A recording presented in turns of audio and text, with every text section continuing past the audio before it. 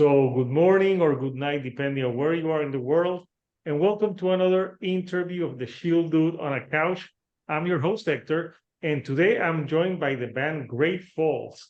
They're a band from Seattle, Washington, and they play noise, post rock, sludge type of metal.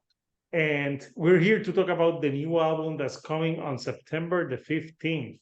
So first of all, the album's gonna is called. Oh my God, I love the the album is called Objects Without Pain, and I have two members from the band here.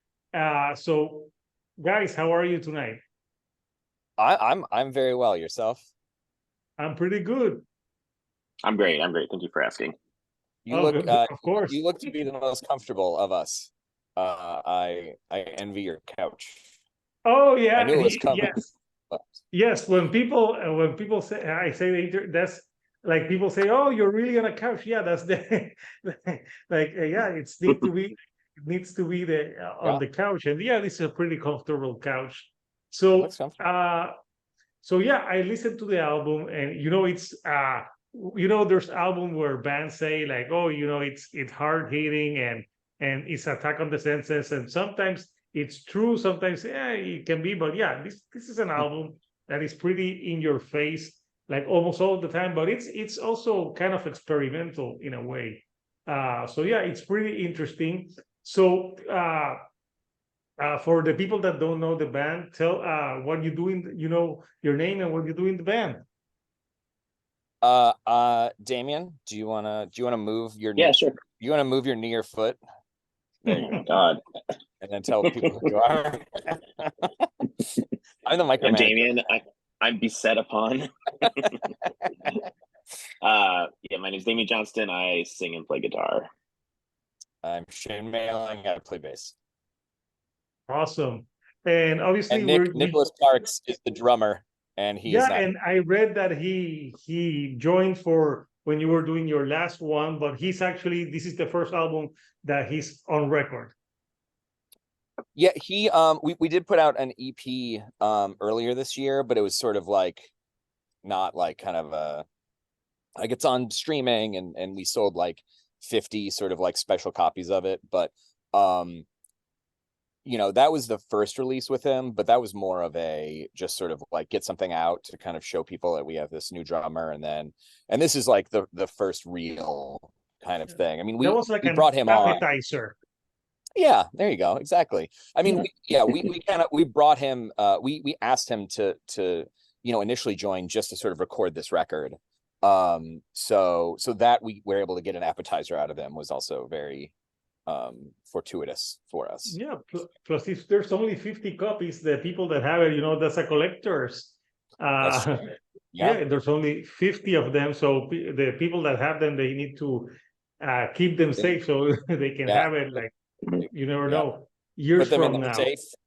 Yeah, put them in their fire safe, and then watch as Discogs knocks it up to maybe $8 or $12 at some point. So you can really Yeah. make in the cash. So it's awesome that I've interviewed a few newer bands now from Seattle, and to me, when I thought of Seattle, I thought of grunge because that was the music that I listened to when I was in the '90s. So it's great to see that there's a whole new like metal scene, thrash metal, the type of metal that you play. So yeah, Seattle. It's good to see that there's a whole lot of things. Obviously, I remember obviously back in the day, Queensryche is from Seattle as well, and they're obviously progressive. But when I thought of Seattle, I thought of all those grunge bands. But yeah, it's good to see that there's a thriving musical singing metal right now. So yeah, let's talk a little bit about the new record that you're putting out on September 15th. There's kind of like a running theme and concept to the record, right? Because I was reading a little bit about it. There's like I don't know if like every song is like part of a story. Maybe you can let us know more like what the themes are in this record. Yeah, for sure. Yeah, the record has, I basically have to when it comes to writing lyrics, I have to kind of pull from since I'm screaming all the time, I really need to kind of like pull from some of the more like darker and more negative parts of my life and feelings and stuff like that. So I had just been in a living situation that I wasn't really loving. Sorry, something exploded outside. I've been in, yeah, I don't know what that was. In a living situation that wasn't really very positive, and I wasn't very happy in, and I was having a hard time sort of maintaining being a father and a partner and all this stuff through this situation. And I just sang a lot about the sort of difficulties about that and some of my inadequacies and insecurities around all those things. So that's basically the short version. Well, yeah, it's very it's a very personal record, and obviously the name of the record is very meaningful as well, because it's called Objects Without Pain. And I want to talk a little bit the artwork. So yeah, the artwork's pretty interesting. Who did the artwork, and who's supposed to be on the artwork? It kind of looks like Edgar Allan Poe. Ooh, okay. that's a good one. We've gotten a couple. Like I can't. Some people were saying Dennis from It's Always Sunny in Philadelphia. Well, he also looks. There was someone very important in the Puerto Rico history that he fought against like oppression, and he kind of looks like him. But I'm like, no, it can't be him, because they're from Seattle. But yeah, What's his it's name? interesting. He Pedro Albizu Campos. All right. We'll Yeah, we'll start telling people that's who it is. I'll look that up. Yeah, you look No, that up. Yeah. Yeah, So no, I painted that. You painted the album cover? I did. Yeah, I designed the record and I painted that cover. Basically, the painting on the front and the back were just sort of kind of just experiments to try to like mess around with some ideas of kind of just containing a person. It's not really supposed to be anyone in particular. I did that from a photo reference, but I didn't want it to really necessarily look like me necessarily, because although I do sing like from my own perspective through the whole record, there's a little bit of interpretation of trying to make it a little bit more universal. Because some of the themes and the lyrics might not specifically 100% be about me necessarily, but just about more the way I feel about certain things, or like again more of my own personal insecurities. So I wanted to do a sort of like just kind of everyman painting, like just sort of just kind of this like contained man, I guess. And the painting's actually a little bit bigger than that. There's actually more to the left of there. There's like another creepy looking dude, but we just really found that like kind of cropping it in like this really seemed to be the most effective. So that's where we landed with this. And this is a photo of the painting to our friend Soren Hicksenbaugh.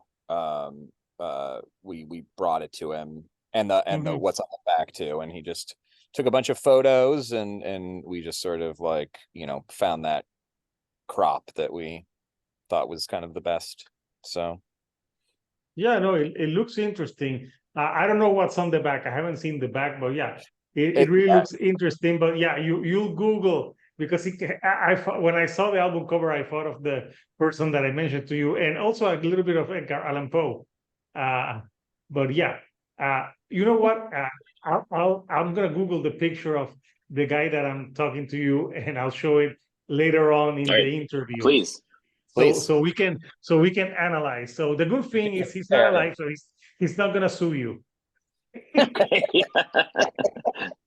And Edgar Allan Poe is there too, so that you're in the clear. So in the clear, just dodge the bullets. So I like the album title. What does the album title mean? Because it's a great fucking album title. Like, it grabs your attention. Thank you. I kind of feel like, there's we've had a lot of people sort of come to us with sort of what they kind of think it means, especially in context of the rest of the record.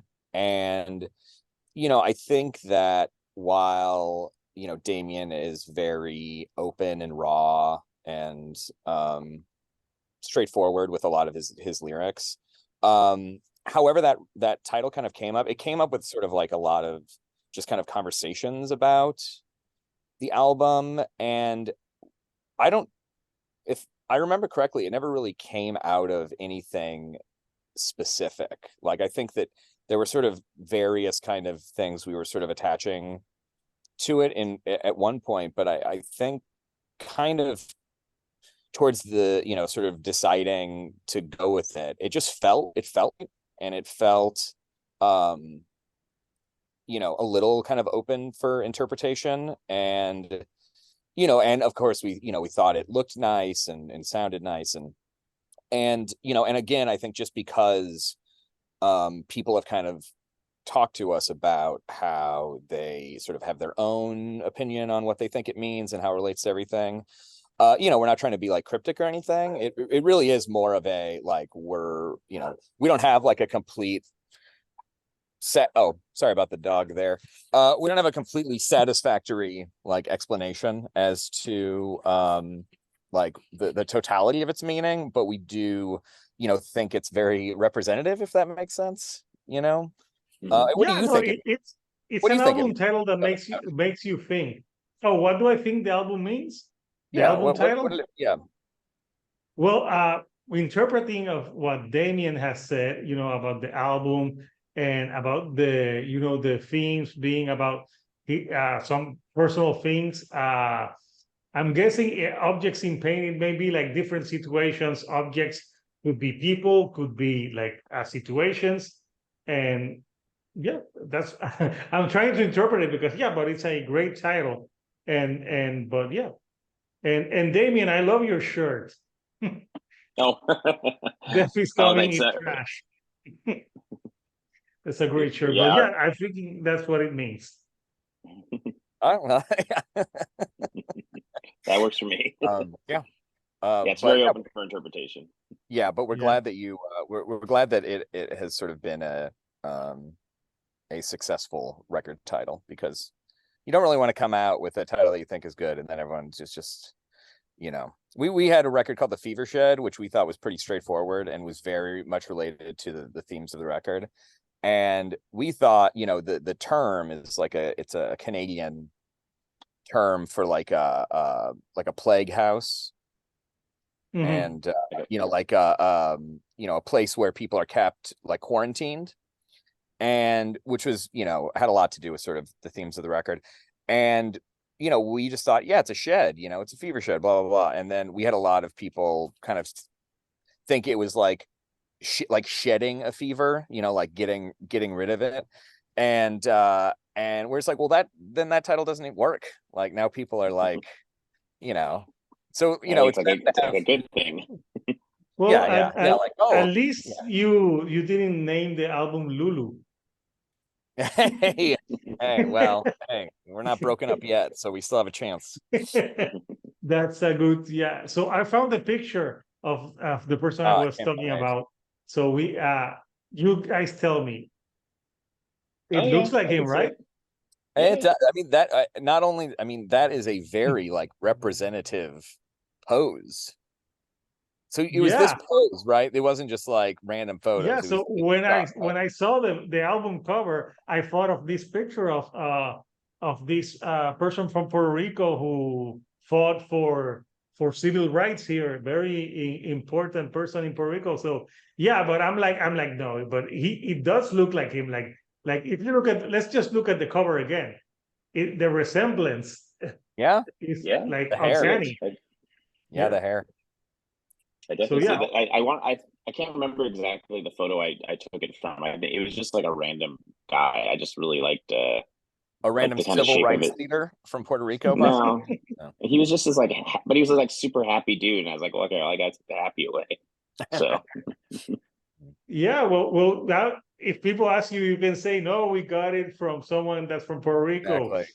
So our deep Puerto Rican roots. Yes, that's right. Yeah. So the album.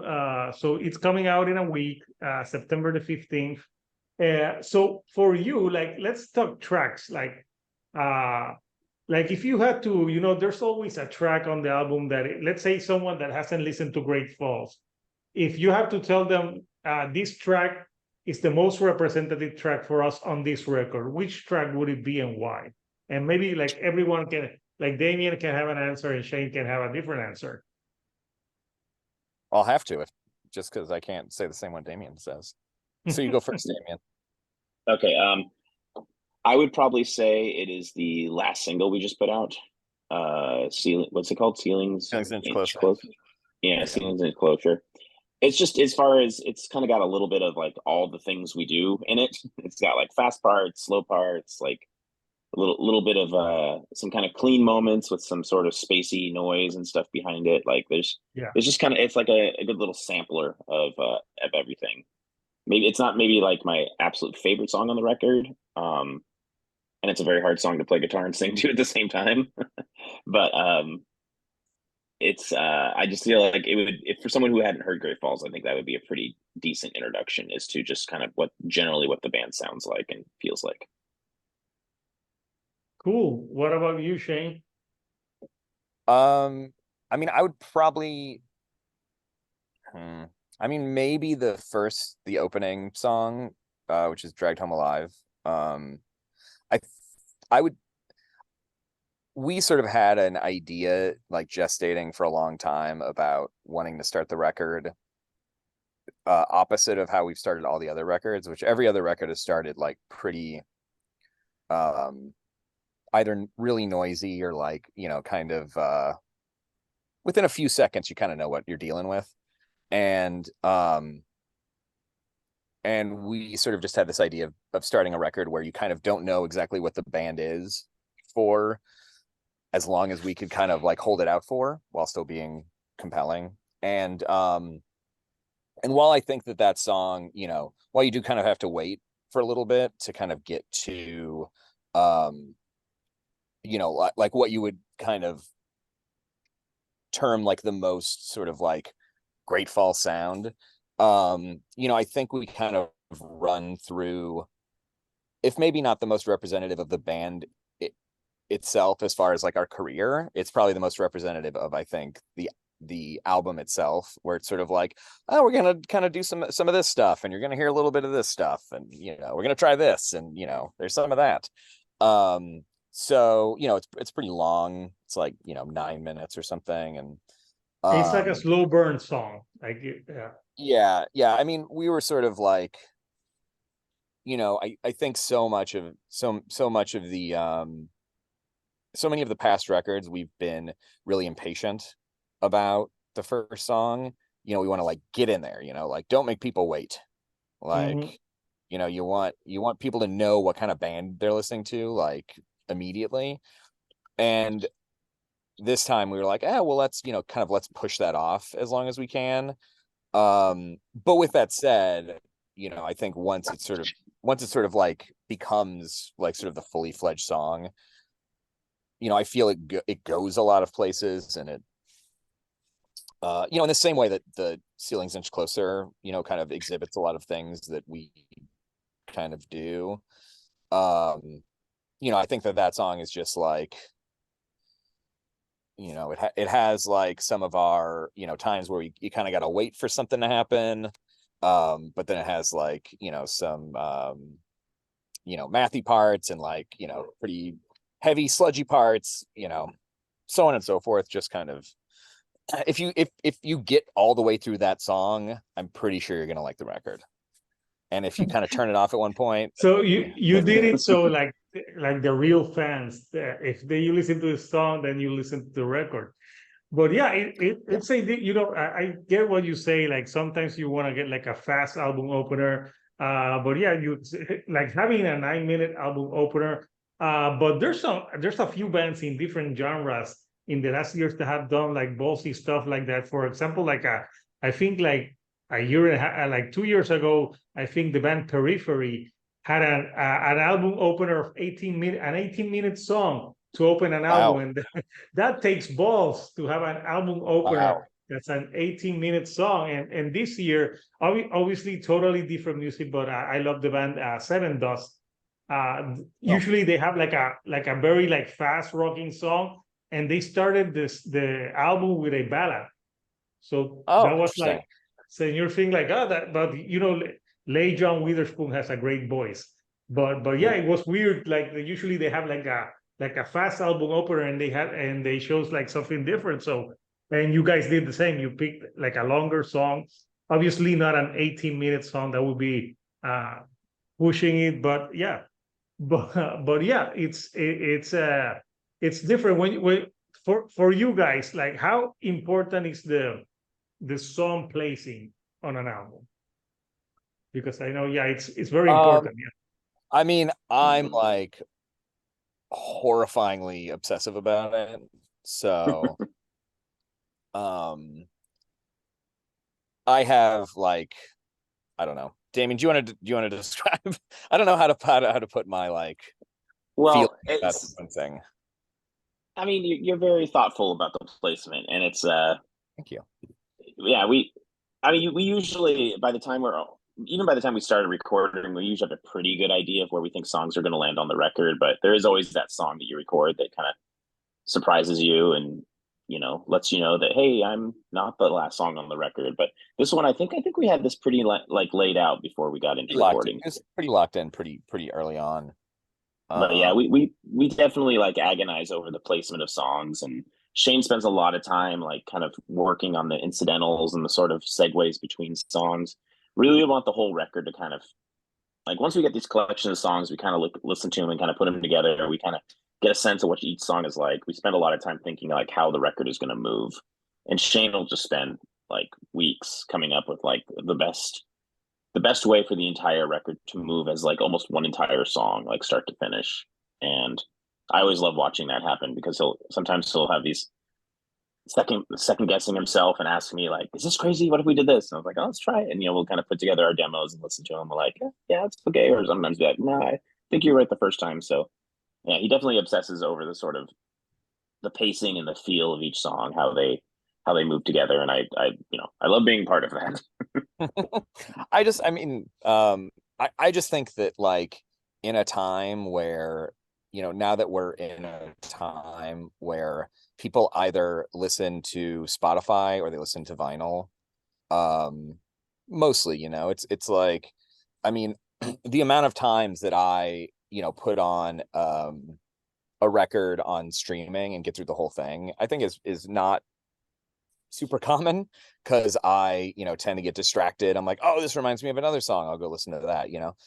And, you know, that's how I am. And I understand that, like, you know, I think that bands should, you know, be aware of that's how the dynamic is, and that's how most people will be listening to your music. But, you know, if you're going to make vinyl, I think you should make it something that, I think the record should be put together so that if someone goes through the effort and pays the money to buy an album in this day and age, they should be treated to the feeling like this was made for that.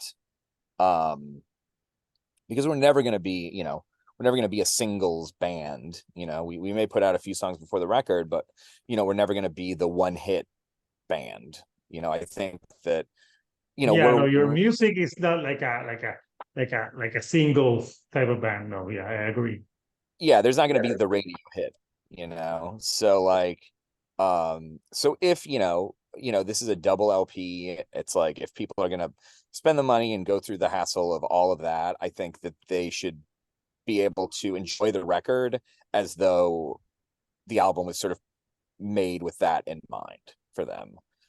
Because again, no matter what, you know, no matter how you listen to an album on Spotify, you're more or less going to get, you know, you're going to get it. Like, so, you know, so may as well, like, you know, kind of shoot for something that's kind of special for people that want to own it, you know? Yeah. And I saw that the pre-order for the record is going to be a gold vinyl. Gold and clear, I think. Yeah. Yeah, I think Nerat said they're almost out of gold, actually. So I think I think the other one is just clear. Ultra clear, is that, Damien? Yeah, I believe so. Yeah, we went for like you can see through the other side. Yeah, that's right. Yeah, you can just use it as a window, like a porthole. Um, Yeah, yeah, no black, no black vinyl this time. So yeah, but yeah, like people like the gold vinyl or the clear. Yeah, there's sometimes they put it with so many colors and stuff like that is too much. But for your band, I think gold makes sense. Like I like the type of music like you wouldn't want like a splash of like pink vinyl for the type of music that you guys play. Uh, so yeah, that's interesting. And talking about placing of songs, like there's nothing like I've heard albums that sometimes I reviewed albums that I said like sometimes like they have a song in one part. I'm like I didn't like why did they finish with this song when they had the one before was better? Like so yeah. Sometimes the placing, but obviously artists, I'm guessing most artists put the placing as the way you intended the listener to listen to the album. yeah, I mean, it's funny because there's this sort of thing where like, one of the songs that we think is one of the better, if maybe not arguably the best song, is the last song on the record. And strategy, of course, would have us put it much earlier on the album because From Against the Waves. Well, you know what? A strong album closer, it's as important as a album opener. yeah, and that's the thing, right? And that's again like sort of what we, I think, as a band have to constantly be thinking about, which is Damien's constantly talking about rewarding the listener, and in different ways. I think that like conversations about rewarding the listener can be a multitude of different things. So like we talk about like doing the tiny little silly, almost sort of like mathy kind of little turnarounds and stuff, and those aren't necessarily something that people pick up on if they're just sort of casually listening. But if you're intently listening, that you can kind of pick up on that. And we talk about that sort of rewarding the listener. And it's sort of the same thing with like a song at the end of the record that you're just like, well, this is pretty strong, so you want as many people to hear it as possible, but also like you don't want that. Demien and I have talked multiple times about like the records we love where it's just like, why did they end with, as you were saying, why do they end with that song? Like, man, if they which I'm curious, which record? Well, Kiss Goodbyes, which is one of my I was just gonna say Kiss Goodbye, She Loves Me Not, which is actually our former band's drummer was in that band, and Demien was in it after this record too. But that was a record that I grew up really loving, and it has one of the best songs ever, which is called Sick Day, which is the perfect ending to a record. And then there's just one other song at the end, and I'm just like, this song should not be on this album. Like, I'll listen to it, it's fine, but like that they don't end the record with Sick Day has never made sense to me for the 30 years or whatever that I've been listening to that record. So yeah, they could have just flipped those two songs. Yeah, do you have one? Not Demien. Do you have one? Yeah, let me think about it. I'm trying to think of an album that has a song. Oh my god, give me a few minutes and I'll think about it. So what about you, Demien? Do you have like an album that has like a if Shane hadn't said Kiss Goodbye, I definitely would have said that, but I knew he was going to, because it was the one we've talked about the most. The songs I really love, the records I really love, like I kind of just take them as they are, but there are definitely moments where I think like this could have like just been a little stronger. Like it kind of feels like maybe lost a little steam at the end. But I'm having a hard time thinking of a specific one. I know I have a few, but I've always sort of just allowed was it Brother Theodore at the end of Gentleman. That's not my favorite. Oh yeah. The instrumental song. The Afghan, it's we're talking about Afghan Wigs. I don't know if you know that band. It's a bit of a denouement at the end of that. There's this record Gentleman that we both love, and and to me it's essentially a perfect record, but that last song, you can leave. You can, like, I can take it or leave it. Yeah. The song comes on, you head out to your car to beat the traffic. So it's just I mean, it's also just one of these things where, like, Damien, like, I've also had, when I was a kid, my brother had he's 8 years older than me, so he was buying like some pretty cool records when I was still kind of a kid, and he had bought I think Ride the Lightning and Master of Puppets, and I think both of those just have 8 songs on them, and I had been like, why are there only 8? Because at the time I was like thinking most songs have like 12 songs, and I'm like, why are there only 8 songs on these records? And he goes, so there aren't any bad songs. And I'm like, oh, that's a really smart idea. And I, we've been sort of this traditional 8-track band for our full lengths, which has, I think just slotted itself in a little bit more than anything, just because we've been writing longer songs. We're already like, I have one. Yes. I have one right now. It is.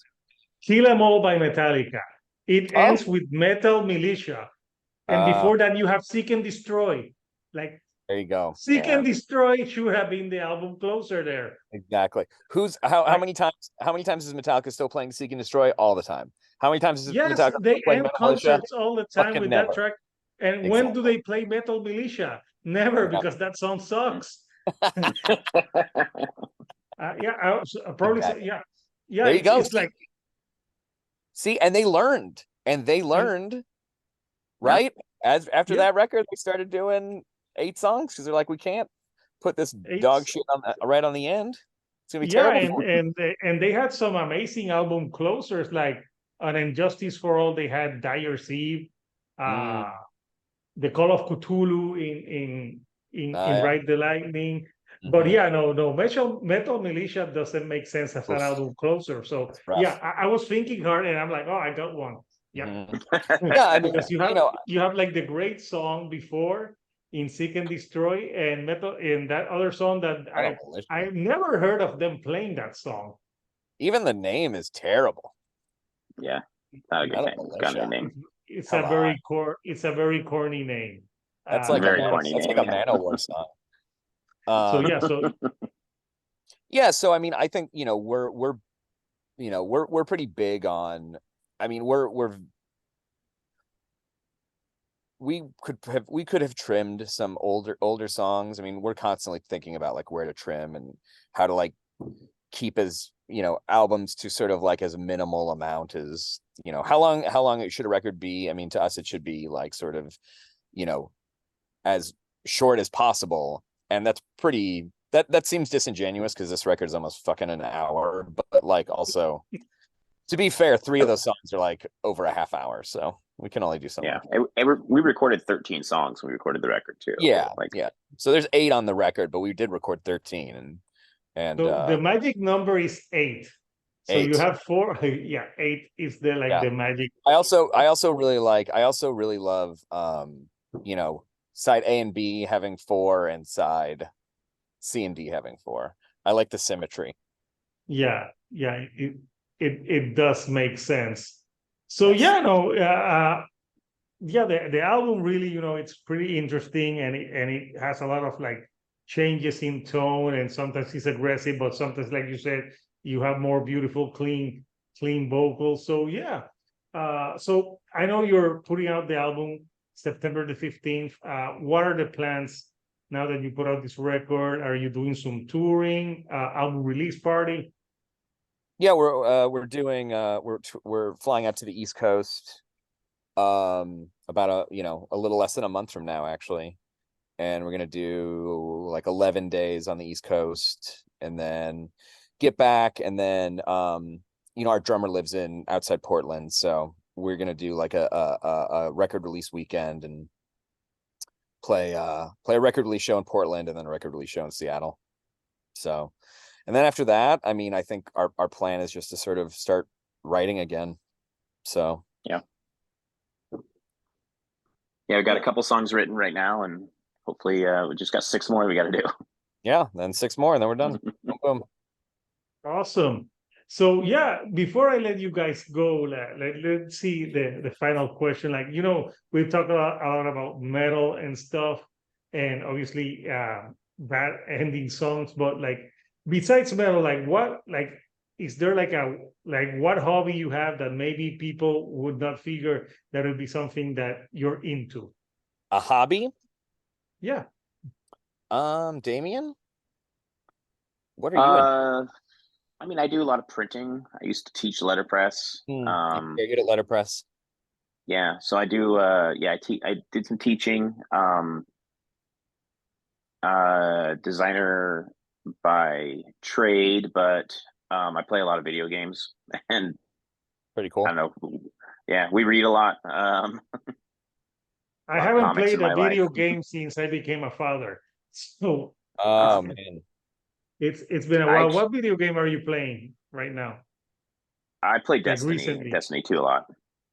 it's with the Destiny. I played Destiny 2 a lot. A lot of first person shooter kind of stuff. I didn't actually play video games until I got kids because my oldest, my stepdaughter, was really into playing games. So I was like, oh, we'll get a PlayStation. And before you knew it, I was playing it all the time. So, Maybe I'll I used have to to play wait till games as my a kid. yeah, cool. Maybe I have to How wait old is for mine to get older. Yeah, how So old is they your Yeah. kid? can. How old are my kids? Yeah, Oh, they're 6 and 4. 6 and 4. Uh, Yeah. Mine are age. 4 and 6 months. So, Oh, yeah. So I'm waiting for them to get a little older so I can play video games more yeah. too. No, they can't play Grand Theft Auto right now. No, Not yet. no. I tried to play Mortal Kombat with my 4-year-old and I just wrecked his shit. Just Yeah, absolutely but destroyed him. Mortal Kombat back in the day was like, oh my God, this is like the most violent thing ever. I don't think kids today would find it that violent. No, No. he's scared of everything, but Mortal Kombat doesn't really affect him whatsoever. So, yeah. Awesome. So yeah, so you've been playing video games, Damien. What about you, Shane? What hobby do you have besides music? Do I have a hobby, Damien? I mean, you read. You're a voracious reader. I used to be. I do like reading. I mean, I don't know if you call it a hobby. I mean, so much, but I mean, you're a writer on the side too. You're writing for Decibel and stuff like that. I write for I'm a writer by trade, yeah. So, that's not, yeah. I don't know if I would consider that. I don't know. I guess I don't really do. It's more like a job, yeah. Yeah, that's just, yeah. Writing is a job. Writing is a job because I hate it. I don't know. Now I feel like I need a hobby. I didn't expect to be asked such a question. I guess I don't really do anything.